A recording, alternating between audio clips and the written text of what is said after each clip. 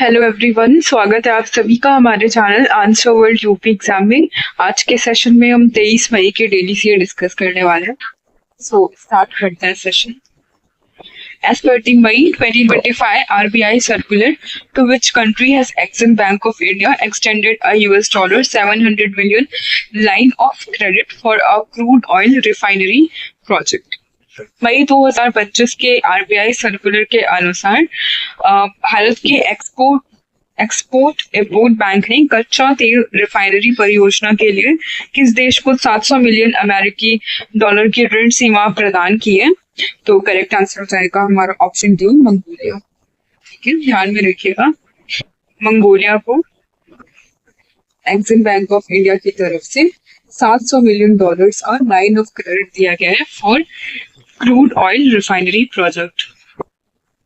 What is the estimated amount RBI may transfer as surplus to the government for financial year 2024-25? RBI वित्त वर्ष 2024-25 के लिए सरकार को अनुमानित रूप से कितना अधिशेष ट्रांसफर कर सकता है? करेक्ट आंसर हो जाएगा हमारा ऑप्शन सी, 3 लाख करोड़ रुपए।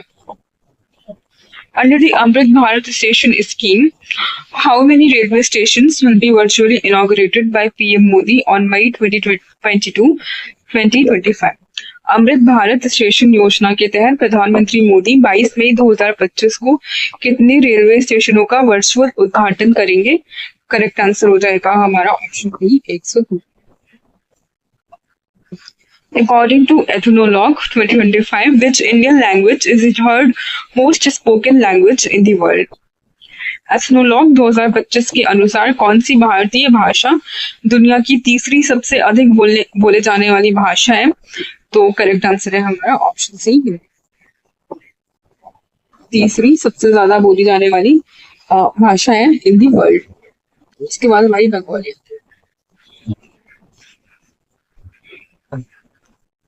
बंगाली इसके बाद भारत से कौन सी लैंग्वेज है? 11 उर्दू की रैंक 11। नंबर 1 लैंग्वेज कौन सी है? इंग्लिश। नंबर 2 पे मैंडरिन चाइनीज। नंबर 3 पे हिंदी। नंबर 4 पे स्पेनिश और 5th पे standard Arabic. Renew Energy will invest rupees 22,000 crore to set up India's largest hybrid renewable energy project in which district of Andhra Pradesh? Renew Energy Bharat की सबसे बड़ी hybrid Akshay ऊर्जा परियोजना के लिए आंध्र प्रदेश के किस जिले में 22,000 करोड़ का निवेश करेगी? करेक्ट आंसर होगा option B, Anantapur. Okay, Anantapur के मतलब आंध्र प्रदेश के अनंतपुर जिले में लगने वाला है रिन्यू एनर्जी के द्वारा इंडिया का largest hybrid renewable energy project. ध्यान में रखना, भारत का largest hybrid renewable energy project है आंध्र प्रदेश के अनंतपुर डिस्ट्रिक्ट में। What is the name of the military operation launched by Israel in Gaza in 2025? 2025 में गाजा में इजराइल द्वारा शुरू किए गए सैन्य अभियान का क्या नाम है? तो करेक्ट आंसर होगा हमारा option C, operation Gideon chariots. Operation Gideon chariots किसके द्वारा? इसराइल के द्वारा in the Gaza. Who has recently become India's 86th chess grandmaster? हाल ही में भारत का 86वां शतरंज ग्रैंड मास्टर कौन बना है? करेक्ट आंसर होगा हमारा option C, LR Shrihari ji. What is the name of the large-scale field exercise recently conducted by the India's Army's Tri-Shakti Corps in West Bengal? भारतीय सेना की त्रिशक्ति कोर द्वारा पश्चिम बंगाल में हाल ही में आयोजित बड़े पैमाने के फील्ड अभ्यास का क्या नाम है? करेक्ट आंसर होगा हमारा ऑप्शन डी, तीस्ता प्रहार। ओके, तीस्ता प्रहार। What is the new name of the revamped National Manuscripts Mission set to be launched on 9 जून 2025? 9 जून 2025 को शुरू होने वाले पुनर्गठित राष्ट्रीय पांडुलिपि मिशन का क्या नाम है? करेक्ट आंसर होगा हमारा ऑप्शन सी, ज्ञान भारतम मिशन। ज्ञान Bharatam mission,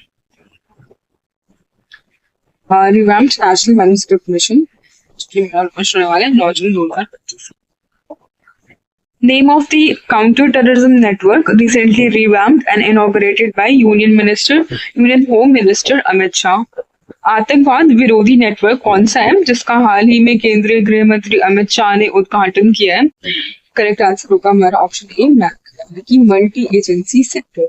multi agency centre क्या है? हमारा काउंटर टेररिज्म नेटवर्क है जो कि अभी रिसेंटली इनॉग्रेट किया गया। Counter terrorism network. What is the name of the joint humanitarian assistance and disaster relief simulation conducted by the Indian Army and NDRF in Assam to enhance disaster response readiness? आपदा प्रतिक्रिया क्षमताओं को मजबूत करने के लिए असम में भारतीय सेना और एनडीआरएफ द्वारा आयोजित संयुक्त अभ्यास का क्या नाम है? करेक्ट आंसर होगा हमारा ऑप्शन सी एक्सरसाइज राहत।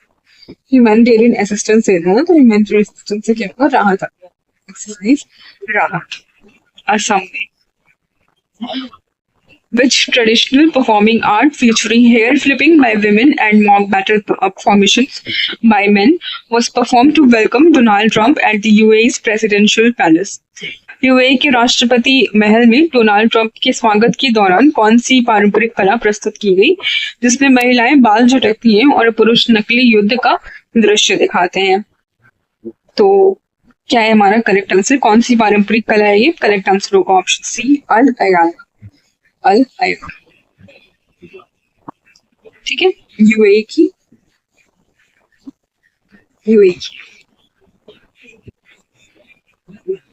Who received the 58th Jnanpith award for contribution to Sanskrit literature? Sanskrit साहित्य में योगदान के लिए 58वां ज्ञानपीठ पुरस्कार किसे प्रदान किया गया है? तो अनाउंस कब हुआ था? 58th ज्ञानपीठ अवार्ड पिछले साल अनाउंस हुए थे 2024 में, बट ये अवार्ड है 2023 के। 2023 के अवार्ड थे, अनाउंस हुए 2024 में और दिए अब जा रहे हैं 2025 में। तो 58th ज्ञानपीठ अवार्ड किसे मिला है? करेक्ट आंसर होगा option D Jagat Guru Ramacharya ji for the Sanskrit literature. और मतलब साथ में इनको गुलजार साहब जी को भी मिला है फॉर दी उर्दू लैंग्वेज। को साथ में मिला है ये ज्ञानपीठ अवार्ड है, 58th ज्ञानपीठ। और इस बार वाला 59th ज्ञानपीठ अवार्ड जो कि 2024 के लिए अनाउंस अभी हुए हैं 2025 में। 59th ज्ञानपीठ पुरस्कार किसे मिला है? विनोद कुमार शुक्ल जी को। Vinod Kumar Shukla for the Hindi literature. Okay, Hindi literature. On which date does Sikkim celebrate its statehood day, marking its integration as the 22nd state of India in 1975? Sikkim की स्थिति को अपना राज्य स्थापना दिवस मनाता है जब वह 1975 में भारत का 22वां राज्य बना। तो ये 50 साल हो गए सिक्किम को भारत का राज्य बने।